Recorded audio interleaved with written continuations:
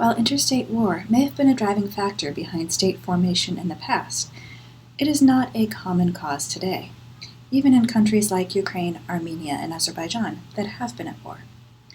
In this video, I discuss theories of contemporary state development and illustrate them with examples from the former Soviet Union.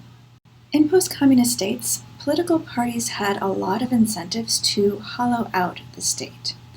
The bureaucracy had all of the resources in a country, and new political parties needed those resources to enact policies, not to mention enrich themselves.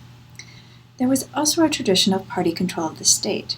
There just wasn't a cadre of professional bureaucrats that they could build off of. In that environment, the norm was for politicians to exploit state resources for themselves, whether that meant ensuring privatized companies were purchased by allies or placing loyalists in key positions in the bureaucracy.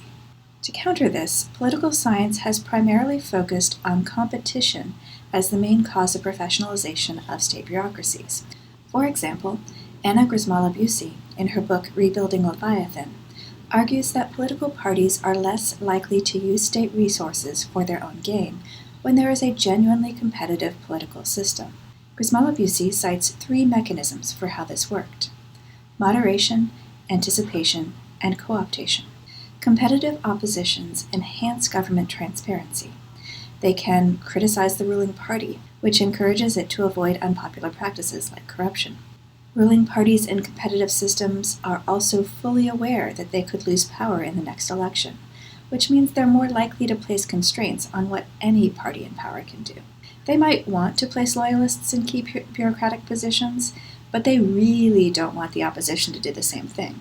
Therefore, they're more likely to tie the hands of anyone in power from hollowing out the state, by doing things like passing anti-corruption laws or encouraging an independent professional civil service.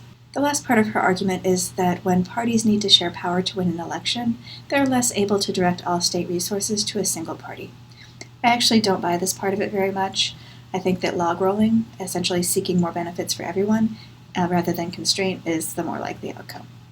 Anyway, combined, this means that ruling parties and systems with genuine competition are both less able to hollow out a state and less interested in doing so.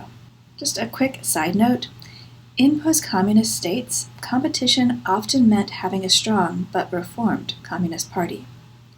If the Communist Party lost a country's first free and fair elections, but then reformed to compete effectively in the future, they often formed the only real opposition in a country. Other parties just weren't organized enough to be effective. We'll talk more about this later in the semester, but this is just one of those ironies that communist parties actually ended up being important to democracy. What's essential, though, is that there was an early transfer of power between political parties. For example, in Lithuania, the former Communist Party won the 1992 elections, but was followed by a conservative coalition in the 1996 elections. Lithuania was also among the faster movers on civil service reforms, passing things like laws creating an ombudsman and an audit office in the early 1990s. This argument is not unique to the former Soviet world. Martin Schefter, in his book Political Parties in the State, describes the emergence of a professional civil service in the United States in very similar terms. You'll recall that clientelistic political parties were the norm in the United States in the 1800s. You can think of political machines like Tammany Hall, or parties giving positions in the post office to loyalists. In the US, the source of competition was not communist parties, but it was the regional distribution and diversity of economic interests. Federalism allowed different parties to gain power in different areas, eventually leading to changes in power at the national level. The mechanism creating a professional bureaucracy, though, was the same. Parties agreed to limit influence over the bureaucracy not out of an abstract desire to improve democracy, but in order to limit the ability of their opponents to make political appointments in the future. I really like this theory. I base my dissertation partly on it, but no theory explains everything. A notable exception to this idea that competition reduces corruption can be found in Kyrgyzstan. While the Kyrgyz Republic marketed itself as the most democratic and open state in Central Asia in the 1990s and 2000s, their very fluid party system didn't seem to really represent competition. Changes in power mostly came about after mass political protest, including the 2005 Tulip Revolution that ousted a former communist president, another revolution in 2010 that ousted his successor, and violent 2020 protests that led to the resignation of a different former communist president. Despite these multiple transitions, buying positions in the civil service remains fundamental to their political system, and corruption is rampant. Another big limitation of this theory is that it applies only to democracies, countries where there is actual competition for power. Little research has actually been done on why dictatorships implement bureaucratic reforms. To provide a little insight on this issue, I want to introduce a theory of general institutional reform developed by James Mahoney and Kathleen Thielen. They classify institutional reforms into 4 groups. Displacement, where old rules and institutions are eliminated and new ones put in place. Layering, this is when new institutions are put in place in parallel to old institutions. Drift, when institutions change only in response to outside pressures. And conversion, this is actual strategic reform of existing institutions so that they address new challenges. The 3 countries of the South Caucasus provide interesting examples of these types of reforms. In Georgia, Mikhail Saakashvili instituted some of the region's most effective anti-corruption reforms in the mid-2000s. These were dramatic in scope. He eliminated agencies, for example, firing all of the employees in the Ministry of Education. He also increased enforcement.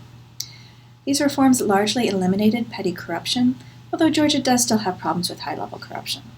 Azerbaijan took a different path, creating parallel institutions for key government functions. President Aliyev kept all existing bureaucratic agencies and employees, but also created new public-private partnerships to handle essential services. This streamlined things like getting a passport or a driver's license, which reduced public dissatisfaction with the government, but it did not disrupt the power structures represented in the old bureaucracy. Finally, Armenia is a case of institutional drift. Civil service reforms were enacted gradually over the years, largely in response to international pressure or linkages to economic aid. No really major reforms were implemented, and a lack of scrutiny on the government was actually justified on national security grounds. Contrary to theories that war leads to state development, in this case, conflict led to a rally around the flag effect. Corrupt practices were justified so long as they defended the nation. Armenia's loss in skirmishes with Azerbaijan in 2016 and in the 2020 war tore away at this justification, and we may see faster actual reform in the future. We'll look into why this variation might exist and compare and contrast these cases further in class.